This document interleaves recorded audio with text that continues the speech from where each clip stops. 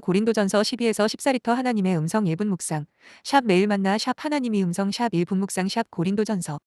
고린도전서 14:1. 6. 사랑을 추구하며 신령한 것들을 사모하되 특별히 예언을 하려고 하라.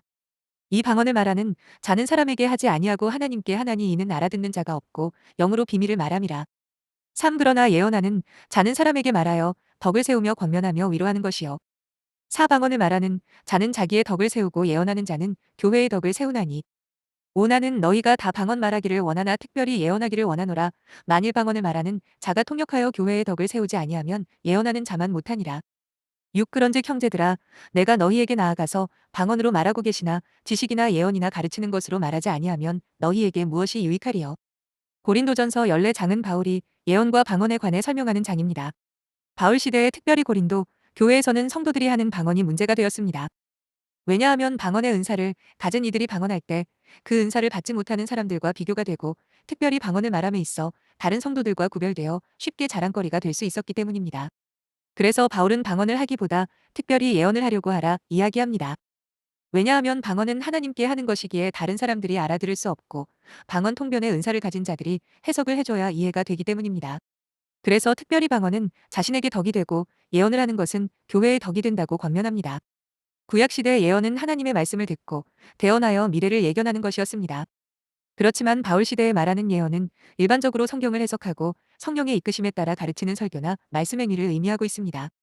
다시 말해서 예언하기를 즐겨 하라는 것은 말씀으로 삶과 신앙을 돌아보고 자신의 상태를 체크하라는 의미로 받아들이시면 더 쉽게 이해될 것 같습니다.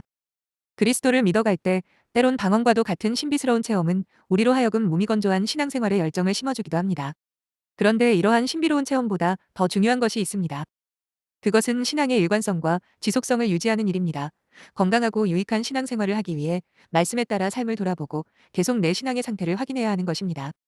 아직 때가 되지 않았는데 쉽게 받게 된 그 무엇은 때론 우리를 거짓된 인생, 잘못된 신앙인으로 만들어갑니다. 그렇지만 때론 남들보다 더딘 신앙이 깊이를 만들고 조금은 바보 같아 보이는 신앙생활은 빨리 가는 것보다 더 나은 건강한 영의 상태를 만들어줍니다. 그러므로 신앙의 단계가 없이 한 걸음에 많은 걸음을 걷고 싶어 하는 욕심은 우리를 자고하게 만들고 신비한 체험만을 쫓아 살아가다 보면 신비주의에 빠져 기적만을 찾아다니는 불쌍한 인생이 되게 만듭니다.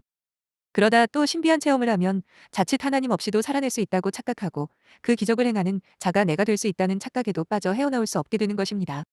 교만이 커져 공동체를 힘들게 하고 그들을 삼켜버리는 시험에 빠지기도 합니다. 사랑하는 성도 여러분, 우리의 신앙생활은 늘 하나님의 말씀보다 앞장서 가지 말아야 합니다.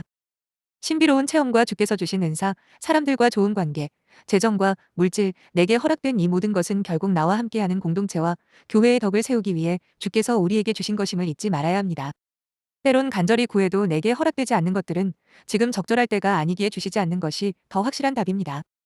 그렇지만 지금 내게 허락된 달란트, 재능, 은사들이 있다면 이는 정확한 하나님의 때에 주신 것들이고 이 은사들은 나의 어떠함을 드러내기 위함이 아닌 하나님의 나라를 확장해 가는데 쓰이기 위해 주께서 주신 은사임을 기억하십시오.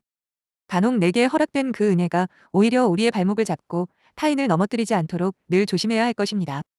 내 열정이 나를 사로잡고 내 의가 타인을 넘어뜨리며 내 수고와 애씀만이 인정받아야 속이 후련한 미성숙한 인생이 되지 않도록 주님의 말씀 앞에 늘 우리를 대입해 보아야 합니다. 변은 익을수록 고개를 숙인다는 말이 있습니다. 신앙인은 더 깊은 하나님과의 교제가 있을 때 더 낮아지고 겸손하게 됩니다. 반대로 이야기해서 그러한 교제가 없다면 우리는 죄의 본성상 교만해집니다. 비단 우리에게 허락된 은사뿐 아니라 모든 환경과 상황은 교회의 유익을 위하여만 쓰여야 할 줄 믿습니다. 교회와 공동체의 덕을 세우기 위해 우리에게 허락하신 은사들을 지혜롭게 잘 사용하시고 주님의 사역에 걸림돌이 되지 않는 인생 되시길 기도합니다.